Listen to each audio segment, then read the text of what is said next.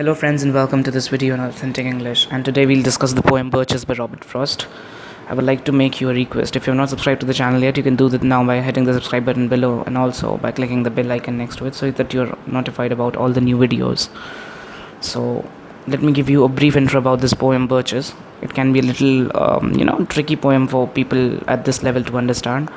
So I'll try to make it as easy as possible by giving you clear summaries of how things are and what to expect from this poem.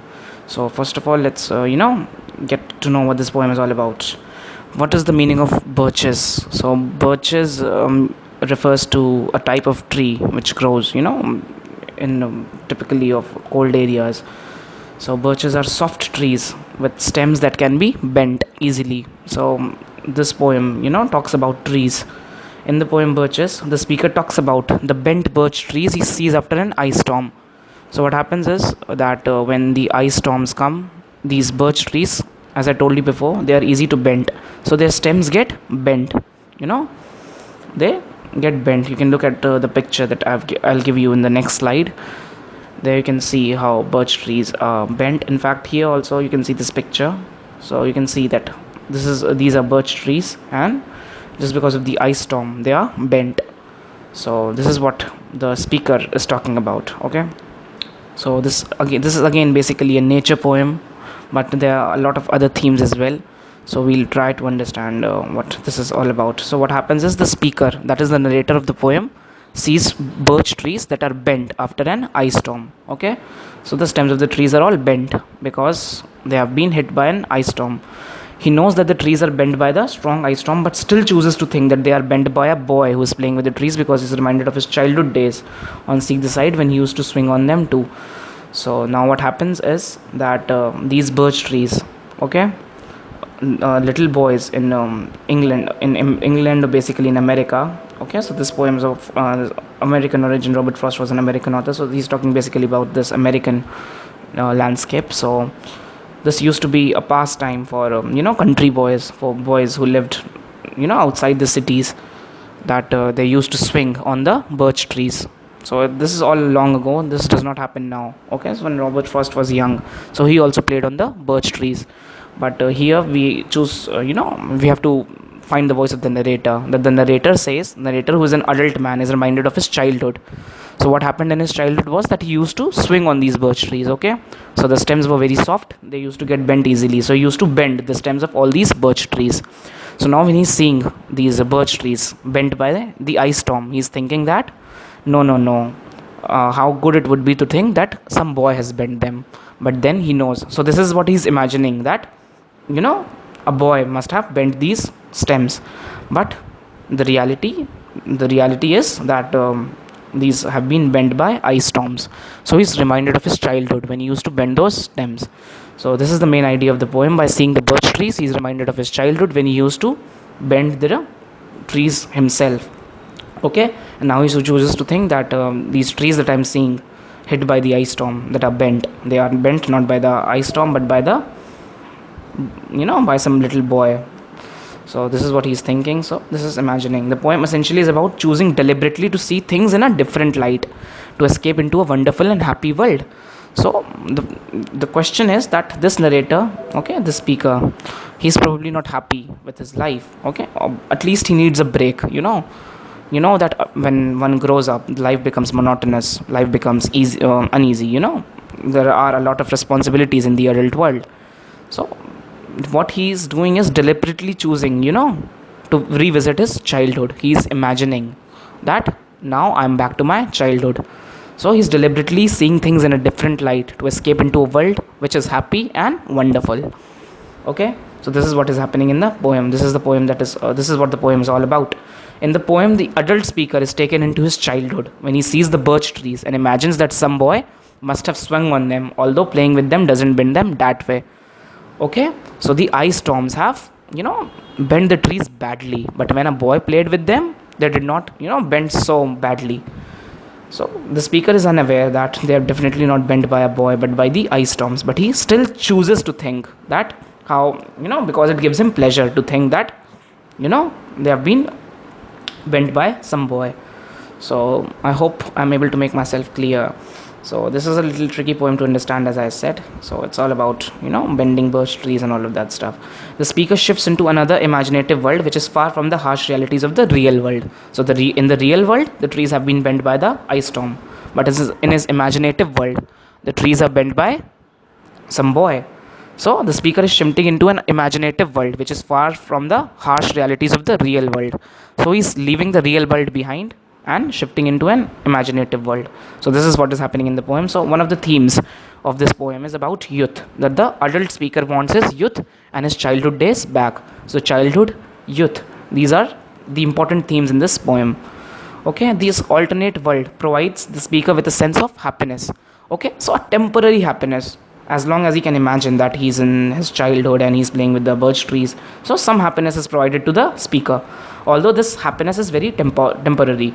However, the narrator cannot find happiness by swinging on birch trees the same way again. In real life, he cannot, swing on the birch trees the same way again, because first of all, they have been hit by the ice storm, they are already bent. And secondly, he's now an adult. People would laugh at him if he, climbs up the birch trees, and he's now too big to climb on those trees and bend them that way. So he cannot do it that in real life, but in his imagination, he imagines himself to be a little boy and do that thing again that he used to enjoy so much in his childhood. So as a matter of fact, Robert Frost also used to swing on these birch trees. So it's like a very personal poem to an extent. However, the narrator cannot find happiness by swinging on birch trees the same way again, since he is now an adult with responsibilities and has to acknowledge the fact that ice storms have swayed the birches. So he cannot deny the reality. So now reality has to be present altogether with the imagination. So imagination can provide you temporary relief, but you cannot forget the reality and all that process. However, the poem makes us believe that happiness can be found anywhere if we change our perspective, and things can be good if you choose to see them that way. So one of the ideas that come out of this poem is that if you choose to see things in a different light, you can definitely find goodness in those things. So this is something very important. So even a dull situation can be seen as beautiful by a person who is optimistic. The poem thus makes the impression that happiness can be found in little things. So little things, can give us joy and happiness. Another point is that why one imagines alternate realities. Okay, so another point that comes out of this poem is, why is he imagining all these alternate realities that they have been swung by some little boy? Perhaps because he's not happy in his present life. Of course, we know as one grows up, the responsibilities, they all kind of put us down up to an extent. So these are all the things. And another question that arises is, and can our imaginations actually set us free? Imaginations can set us free only for the time that we are imagining. Now once he's back to his work, once he's back to his responsibilities, that happiness fades away. So all these happiness is temporary, but however, the happiness exists, although for a short period of time. So this is the idea of the poem. There is another poem by Robert Frost that I like a lot, and I would like you to read it. Nothing Gold Can Stay. So it also talks about somewhat similar ideas, that good things do not last long. So if you want, you can read this poem known as Nothing Gold Can Stay by Robert Frost himself. So there are many themes and many discussions that can be made on this poem. So we'll go through this poem line by line, and I'll try to explain you all of this poem. The world becomes a trap again, and these imaginary situations offer only a temporary escape. So what your imaginary situations are not able to provide you complete happiness. They only provide you happiness for a certain period of time. So now let's begin with the first paragraph of the poem. When I see birches bent to left and right across the lines of straighter, darker trees, I like to think that some boy has been swinging them. But swinging doesn't bend them down to stay as ice storms do. Often you must have seen them loaded with ice a sunny winter morning after a rain. They click upon themselves as the breeze rises and turn many-colored.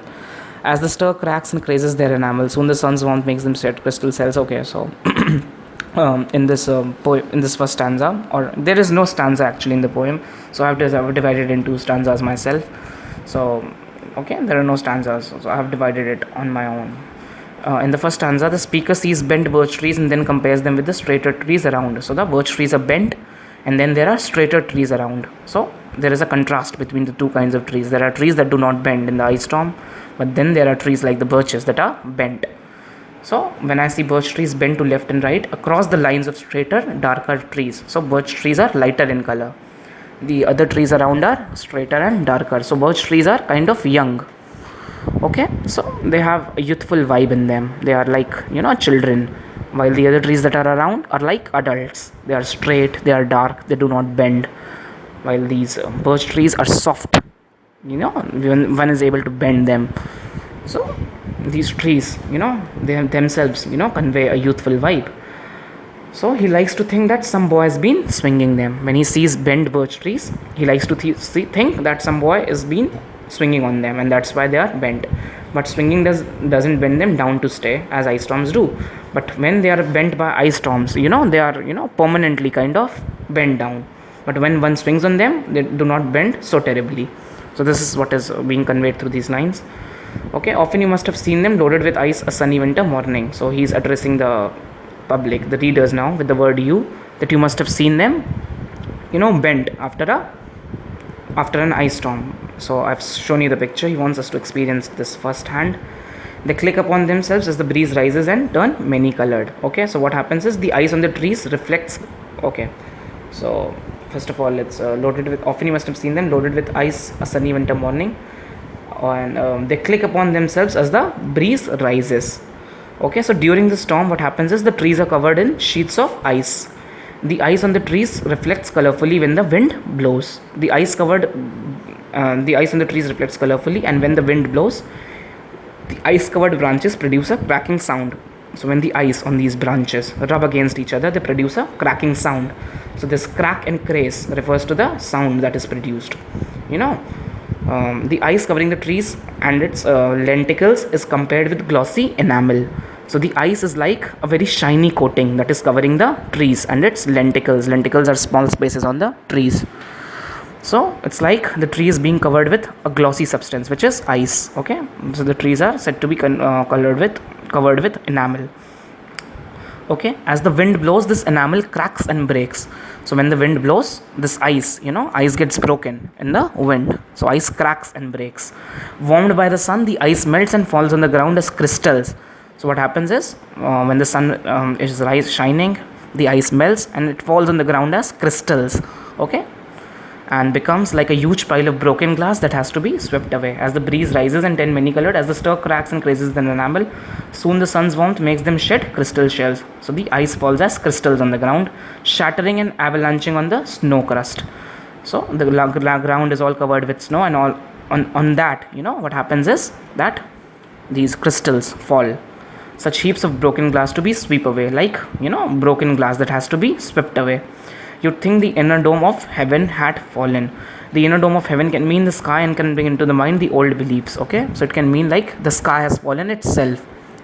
Okay, so it's a very kind of an important line in a certain sense, that he's saying that the ice has fallen on the ground. The inner dome of heaven can mean the sky and bring into the mind the old beliefs. And the dome built by Kublai Khan didn't last. So Kublai Khan was an emperor who built a dome in the sky, but what happened was the dome fell down. This can imply good things don't last, or his imaginations offer only a temporary escape. So what happens is that, just like this ice on the birch trees, it does not last long. In a similar fashion, the imaginations only offer a temporary escape, or good things do not last long. Just like his youth is over now. So many ideas can be conveyed by this statement. It's on you to choose how you see it. You'd think the inner dome of heaven had fallen. They are dragged to the withered bracken by the load. So what happens is this is an imaginative idea, not scientifically true. The trees are bent as they touch the shrubs on the ground. Now what happens is the trees are so much bent that they are touching the ground and all the shrubs that are growing on the ground. Now bracken refers to the shrubs, all those short plants that are growing on the ground. They are dragged to the withered bracken by the load, and they seem not to break, though once they are out for so long, they never right themselves. Okay, so the birch trees, even after being bent so much, like they are touching the ground, they do not break, though once they are about so long for now, they never right themselves. So although they do not break, they are never able to become erect again. Okay, so they are never able to become straight again. So in a certain sense, they are broken. The trees are bent and they touch the shrubs. As they touch the shrubs, that is bracken on the ground, problems in life often make us go down, much like the trees. So another idea, another general idea that can be interpreted from these lines is problems in life make us go down, much like the trees. However, the trees do not actually break but bend. However, they don't straighten themselves. Harsh problems in life often do the same, and we should try not to break in the face of them. So we also should try, not to break in the face of these problems. However, the problem is too hard, we are never able to, become straight. So this is some depressing idea that can be interpreted from these lines. As I told you before, Robert Frost's poems can be interpreted in so many different ways, and it all depends on the critics and how you choose to believe in it, that you try to analyze it. Now let's move on. Years afterwards, trailing their leaves on the ground like girls on hands and knees, they throw their hair before them over their heads to dry in the sun. But I was going to say, when truth broke in with all a matter of fact about the ice storm, I should prefer to have some boy bend them as he went out and in to fetch the cows. Some boy too far from town to learn baseball, whose only play was what he found himself. Some boy went and could play alone. The speaker says that years later one may find the bent trees with their new leaves, like girls who are bent on their hands and knees, drying their hair in the sun by bending their heads. So years later also, the trees do not straighten themselves. The speaker says that years afterwards, the trees can be found bent, just like girls who are bent on their hands and knees, and those who have their hair over their heads, to dry them in the sun. So there are girls who put their hair all over their face, and then they, bend on this, sit on their hands and knees to dry them. So the trees are compared to girls who are drying their hair in the sun. So this is a nice comparison. So this is happening, that the trees are bent just like the girls who are drying their hair in the sun by throwing their hair over their heads, and being bent on their hands and knees. So you can imagine it in your imagination. Before them over their heads to dry in the sun. But I was going to say, when truth broke in with all her matter of fact about the ice storm. Now what is the truth? Now you can see that the T in the truth is capitalized, which means it's personified. The truth is that the trees are bent actually by the ice storms. I should prefer to have some boy bend them. So he does not want to accept the truth that the trees have been bent by the ice storm, but he prefers to have some boy bend them. He likes to think that they are bent by some boy. And now he's describing what sort of a boy it is that who bends the birch trees. As he went out and in to fetch the cows, this boy is one, a country boy. He's not living in the cities, so he has cows to look after. So he is the kind of a boy who has cows to look after. Some boy too far from town to learn baseball, and since he's away from the town, he's not able to learn baseball, whose only play was what he found himself. So he used to play alone. So there was nobody for him to play with. So there is an idea of alone, solitude, that is there in this poem, that boy used to play alone. And this playing alone, just bending the birch trees, just the boy, you can imagine that all of these bring some beautiful pictures to our mind. So this boy, he used to live away from the town. He did not know baseball, so his only play was what he found himself, summer or winter, and could play alone. So this is what is conveyed in this poem. So in this stanza, summer or winter and could play alone, this boy can play alone. The speaker comes back to the topic of bent trees and says, when he realized the truth of bent birch trees, he would like to think some boy bend them. A country boy is alone, does not play baseball and grazes cows. The speaker wishes to think this country boy sung them because being alone he had only nature to delight him. So he had nobody to play with him except nature. One by one, he subdued his father's trees by riding them down over and over again until he took the stiffness out of them. And not one but hung limp, not one was left for him to conquer. He learned all there was to learn about not launching out too soon and so not carrying the tree away clear to the ground. He always kept his poise to the top branches, climbing carefully with the same pains he used to fill a cup up to the brim and even above the brim. Then he flung outward, feet first, with a swish, kicking his way down through the air to the ground. Now, in this stanza, the speaker describes how the boy played with the trees. So you can see that this, description is very detailed. It's actually transferring him back to his childhood. That is why there is such a detailed description that tells us that the narrator has experienced the swinging of birches firsthand, and that is why he's able to describe it so beautifully. The speaker continues imagining the boy as he swings on the birch trees on his father's land. So he swung over all the trees that there were in his father's land by riding them down over and over again, and he climbed again and again on those trees until he took the stiffness out of them. So the trees did not remain firm any longer, and not one but hung limp. Not one was left for him to conquer. So he conquered. So he, swung on all the trees, and none of the trees was left straight. All the trees became limp and lost their stiffness because the boy swung on them repeatedly. So this is what the narrator is saying. So this is what he is expecting the boy to do. He's in his comparison of the trees that have been actually bent by the ice storms. He learned all there was to learn about not launching out too soon. So the boy, bent the trees only when he reached the top. He did not bend them too early, and so not carrying the tree away clear to the ground. If he launched too early, if he bent the tree too early, the entire tree would be touching the ground. The entire tree would be destroyed. So the boy was careful not to destroy the trees. He only, bent them when he reached the top. He always kept his poise to the top branches. So he reached the top, climbing carefully. He climbed with so much of precision, with the same pains he used to fill a cup up to the brim and even above the brim. So he was very careful, just like when we have to fill a teacup up to the brim, we are very careful so that the tea does not overflow. And when we have to fill the cup fully, even above the brim to the point where the cup ends, we are even more careful. So when the boy was trying to reach the top, he was very careful, just like in this manner. And even above the brim, then he flung around feet first with a swish, kicking his way down through the air to the ground. And then he flung outward, okay, and then he jumped from the top with his feet first, making a swishy noise, and then coming down.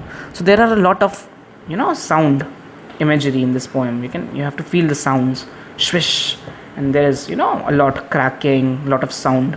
There is sight, and then there is sound. There is a lot of description. You have to imagine all of this in your mind, kicking his way down through the air to the ground. So you can read what I've written. It will offer you a better idea. Make sure that you read all these paraphrases that I've written. So was I once myself a swinger of birches, and so I dream of going back to be. Now in these two lines he clearly says that once even I used to swing on birches the same way, and I dream of going back to be. It's when I'm weary of considerations. Now considerations means responsibilities. Okay, it's when I am tired of my responsibilities, that I want to take a break. This is what he's saying. I'm an adult now and my life is full of responsibilities, and when I want to take a break from all these responsibilities, I feel like imagining all these situations. And life is too much like a pathless wood, and life seems very kind of lost, where your face burns and tickles with the cobwebs broken across it. So there is an imagery that your face is covered in cobwebs, that now life is full of problems, and one eye is weeping from a twigs having lashed across it open. Okay, and now your eye is also injured and your face is also injured. So this is the kind of imagery that he's painting in front of us, only to tell us that sometimes life can be very painful, life can be very harsh. So in order to escape from all those harsh realities, he is imagining all these things. And trust me guys, even if you begin imagining all these beautiful things sometimes in a while, it definitely can offer an escape, although temporary, from all the harsh realities, and can make you happier. I'd like to get away from the earth a while and then come back to it and begin over. It's then he wants to escape from the earth, escape from the earth in a sense that he wants to escape all his responsibilities and duties, enjoy, have a good time, find some happiness, and then come back and begin over with the work again. So this is what is implied in this stanza. And now let's come to the last stanza of the poem. May no fate willfully misunderstand me and half grant what I wish and snatch me away not to return. So he says, may no higher authority, okay, may no one, not God, somebody like that, some angel, kill him. He does not want to die. That means he said in the earlier stanza that he wants to escape the earth. He's now clarifying himself that I do not mean to die.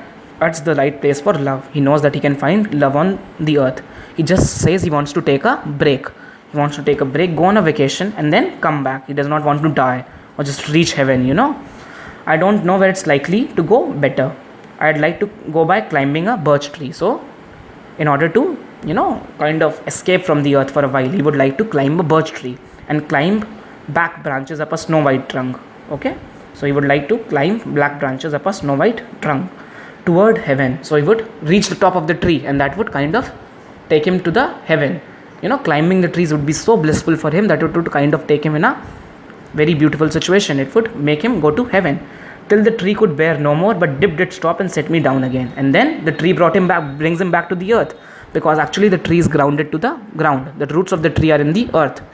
So you can imagine his idea of having fun. He wants to remain on the earth all the while. He does not want to die. It's just like going on a vacation.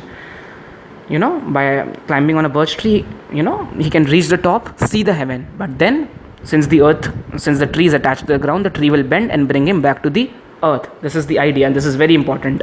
Okay, so he does not wish to die toward heaven till the tree could bear no more, but did stop and set me down again. That would be good, both going and coming back. So what is the good idea? That you go to the heaven, go to a good place where you can enjoy yourself, and then come back. One could do worse than be a swinger of birches. So he's telling people that there are much, happiness can be found even in small things like swinging birches, only if you choose to change your outlook.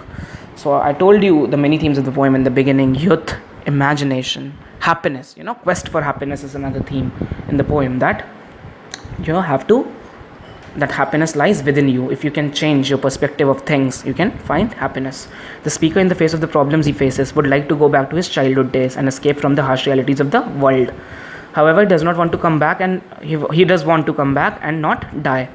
He has responsibilities to fulfill before he dies, and then you are reminded of those lines: and miles to go before I sleep, and miles to go before I sleep. So he does not want to escape his responsibilities, and this is something that is very recurring in Robert Frost's poetry. He does not want to escape his duties, and none of his poems does he. He wants, an escape from all these things, but he never says that he wants to, he wants to escape his duties. Here also, he wants to stay on the earth. So he does not want to escape his duties. He has responsibilities to fulfill before he dies. Compare with the poem Stopping by Woods on a Snowy Evening. The speaker then says that no higher power should misunderstand him on what he says and takes away his life, causing him not to return to earth again. So he wants to return to earth again. He does not wish to die because he says he is a lover of life, and love is plentiful on earth. He is sure that he can find love on the earth. Other way to take this is the fact that he kind of does not want to run away from his duties. He kind of tells us that earth is a happy place to be. Okay, so you can enjoy your life on earth. So it's a message to all the people who think that life is very bad, and so he is asking us that if you only choose to change your imagination, you can find happiness on earth as well. In the final lines, the speaker clearly says he'd like to climb trees again, just like he did in the childhood. He'd want to reach towards heaven by climbing a birch tree. The roots of the birch tree are on the earth, and on its tip one can get a glance of the heaven. Thus, climbing of the birch tree can give the speaker the required break.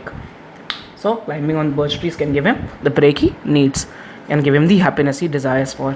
The going and coming back, that is sort of like a vacation, would be refreshing. Even small things like climbing birches or just imagining them can bring happiness.